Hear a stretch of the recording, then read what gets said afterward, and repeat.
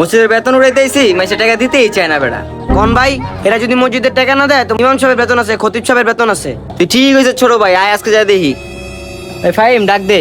এই বাসায় কেউ আছেন? এই কে আসছেন? আমরা মসজিদের বেতনের জন্য আসছি, বেতন দিবেন না? আপনাদের অনেক মাসের বকেয়া বাকি আছে। বেতন নাইগা, অন্য সময় নিয়েন। আসসালামু আলাইকুম ভাবি। ওয়ালাইকুম আসসালাম ভাই, কেমন আছেন? এই তো ভাবি, আলহামদুলিল্লাহ ভালো আছি। ওই ওয়াইফের বিলটা দিবেন না? আচ্ছা ভাই দাঁড়ান, বিলটা নিয়ে আসি।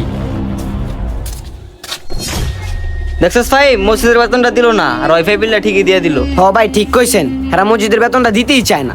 আয় সামনের বাড়িতে যা দেখি কি অবস্থা। আরেন ভাই দেখি। এই বাসায় কেউ আছেন? মসজিদের বেতন নিতে আসছিলাম।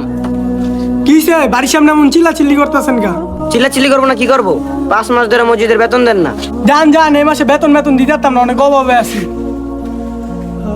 দেখছিস মুয়ের উপরে দরজাটা লাগাই দিয়ে গেল গা।